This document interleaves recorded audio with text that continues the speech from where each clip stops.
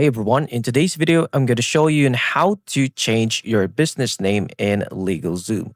First, here are the 5 easy steps. First is to choose a new business name. Make sure it's unique and brand aligned and available in your state.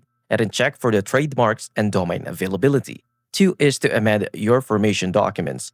LegalZoom can file an amendment to your articles of organization, which is the LLC, or articles of incorporation with your state. You'll pay a state filing fee, this is a LegalZoom service fee. Third is to notify the IRS.